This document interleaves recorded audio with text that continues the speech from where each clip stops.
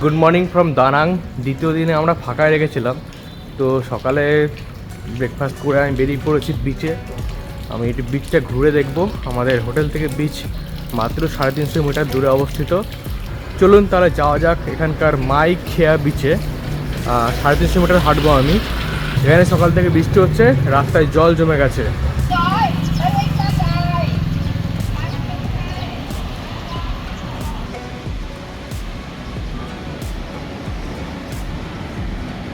বিচে এই সাত সকালে প্রচুর লোকজন এসেছে, তারা মজা করছে, স্নান করছে, যদিও বৃষ্টি পড়ছে, কিন্তু মানুষের আনন্দ উপভোগের কোনো রকম খামতি দেখছি না।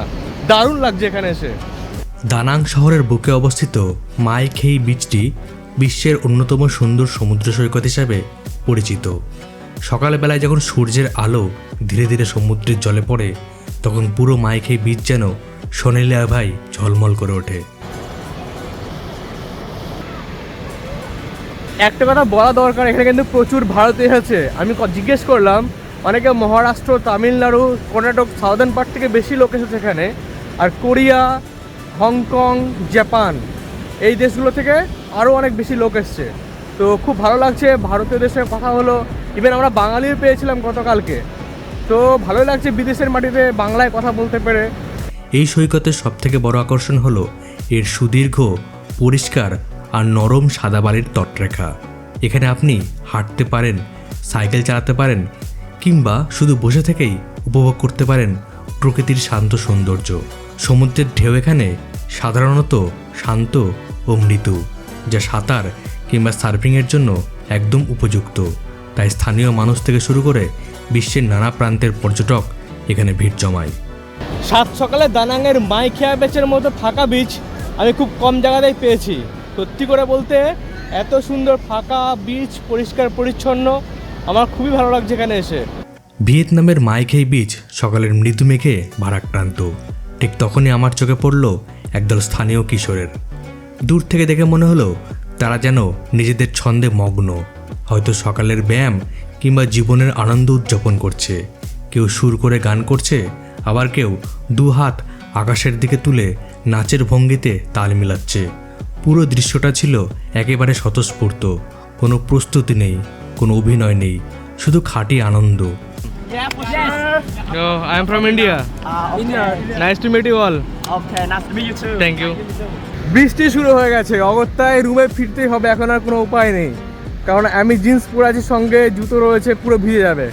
তো এখন ফিরে যাই, পরে আবার রোদ বেরোলে আবার আসবো। এখানে অনেক ভিয়েতনামি ছেলেদের সঙ্গে কথা বললাম, ভালো লাগলো। ওদের ফলো করে নিয়েছি ইনস্টাগ্রামে, পরে কথা হবে বললো। ওরা খুব ফ্রেন্ডলি, আর আমার সঙ্গে কথা বলে ওদেরও ভালো লেগেছে, আর আমার তো অবশ্যই। বিচ থেকে বেরিয়ে আমরা ব্রেকফাস্ট করে নিই। এরপর পৌঁছতে হবে দানাং রেলওয়ে স্টেশনে। সেখান থেকে আজ যাব ভিয়েতনামের অন্য একটি শহর নিন বিনে।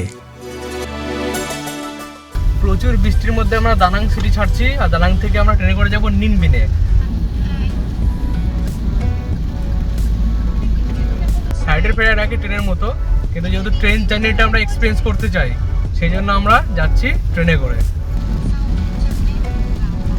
এখানে এখন মুষলধারে বৃষ্টি হচ্ছে। ভাগ্যিস কালকে আমরা বেরিয়েছিলাম, তাই নাহলে আজকে কোনো রকমভাবে কিছু দেখা যেত না।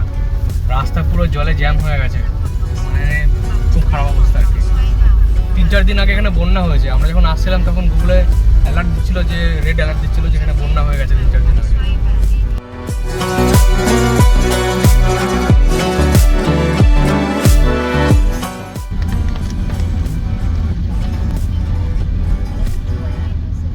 চকচকে রেলওয়ে স্টেশনকে এখন ঝকঝকে করার কাজ চলছে। দানাং থেকে আমরা যাব নিনবিনের ট্রেনে জার্নি হবে। এটা টাইম লাগবে অ্যারাউন্ড 14 ঘন্টা, আর আমাদের টিকিট প্রাইস পড়েছিল 2000 টাকা মতো। বেশ পরিষ্কার পরিচ্ছন্ন রেলওয়ে টয়লেট।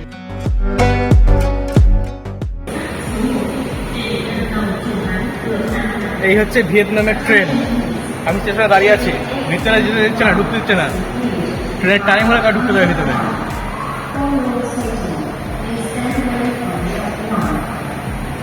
SE2 এই ট্রেনটায় আমরা যাবো, SE2।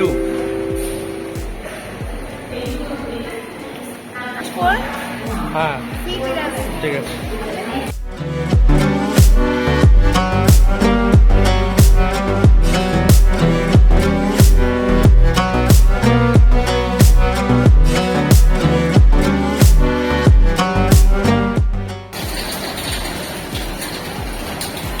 ভিয়েতনামের ট্রেন।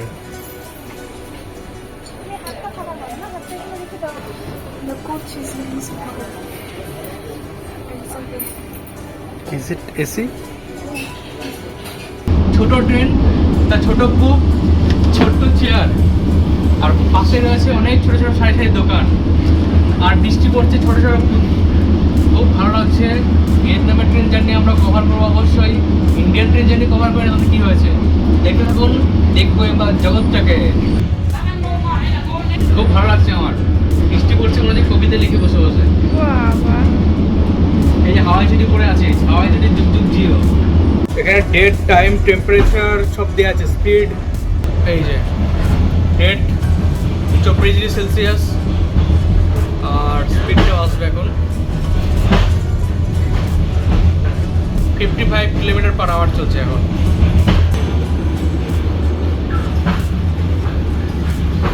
বাইরে এখনো বৃষ্টি হচ্ছে, চরম বৃষ্টি। বৃষ্টি হচ্ছে বলে আমরা জানলা দিয়ে ভালো করে ভিউটা পাচ্ছি না, বাট স্টিল খুব ভালো লাগছে আমার। যাত্রা শুরু হয় দানাং স্টেশন থেকে। শহরের কোলাহল ধীরে ধীরে পিছনে ফেলে ট্রেন এগিয়ে যায় উত্তরের দিকে। কিছুক্ষণের মধ্যেই চোখের সামনে খুলে যায় এক অপূর্ব দৃশ্য, সমুদ্র আর পাহাড়ের এক অসাধারণ মিলন। এই রুটের সবচেয়ে নাটকীয় অংশ হলো হাই ব্যান পাস। পাহাড় কেটে তৈরি এই পথ দিয়ে ট্রেন যখন ধীরে ধীরে এগিয়ে যায়, তখন একদিকে গভীর নীল সমুদ্র আর অন্যদিকে সবুজ পাহাড়, একেবারে সিনেমার মতো দৃশ্য। মাঝে মাঝে ট্রেন সুড়ঙ্গের ভেতরে ঢুকে আবার আলোয় বেরিয়ে আসে, যেন অন্ধকার থেকে আলোর দিকে যাত্রা। এই পথ শুধু সুন্দর নয়, ইতিহাসেরও সাক্ষী। ভিয়েতনাম যুদ্ধের সময় এই অঞ্চল ছিল কৌশলগতভাবে অত্যন্ত গুরুত্বপূর্ণ। তাহলে বন্ধুরা, কূপটা তো দেখাই নেই শুধু আপনাদেরকে। এটা হচ্ছে কূপ, এটা হচ্ছে তিনতলা, যেখানে আমার মাথা লেগে যাচ্ছে, একটু ভালো লাগছে না। আর এখানে একটা আয়না আছে, যেখানে আপনি টিপ করতে পারবেন এরকম করে আমার মতো। এখানে দেখে ওখানে, and this is my language and not from Indonesia. এখানে আমরা খাবার দাবার রেখেছি, লাগেজ সব এখানে রয়েছে। And ওখানে আলো জ্বালিয়ে রেখেছি আমি। ওকে, শুধু মাথার কাছে যে পৌঁছে রাখা, মাথার কাছে আছে। আর ফোনও চার্জ করা যায়, এখানে ফোন চার্জিংয়ের পয়েন্ট আছে প্রতিটা সিটের আশেপাশে, মাথায় মাথায়। কিন্তু নিচেও বসা যায় না, মাথা থেকে যায়। আর প্রত্যেকটা নিচতলায় সিটের দাম বেশি, মধ্যেখানে সিটের দামটা একটু কম, উপরতলা হচ্ছে চিপেস্ট। শুধু চেয়ারটা নিয়ে এত অবসেসড হয়ে গেছে, ছোট চেয়ার খুব পছন্দ হয়েছে, যে ওটা কূপের ভিতরে নিয়ে এসে রেখে না না, দিয়েছে। বাইরে লোকের যাতায়াত সমস্যা নেই। ও চেয়ারের জায়গায় চেয়ারটাকে রাখিনি। ওই যাওয়ার চেয়ার, ওই যে ওর চেয়ার, ছোট চেয়ার। ছোট চেয়ার। যাদের বড় পছন্দ তাদের চেয়ার রাখবেন না।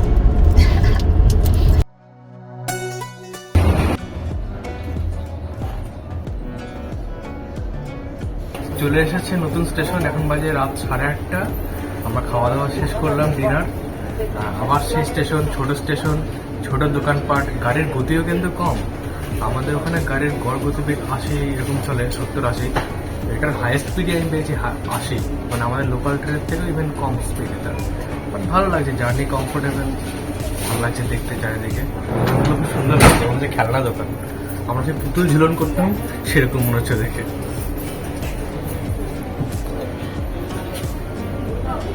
এগুলো হচ্ছে খুব মানে রিমোট এরিয়াস বোধহয়, not a big সিটিজ। Remote areas আর পাহাড়ি রাস্তা, মানে থ্রু আউট দ্য জার্নি অনেক পাহাড় দেখলাম, সমুদ্র দেখলাম, ল্যান্ডস্কেপ খুব সুন্দর। এটা যদি আমরা দুপুরে দেখতাম, যে দুপুরবেলা খুব ভালো রোদ রয়েছে, তাহলে জাস্ট অসাধারণ লাগবে চারিদিকটা।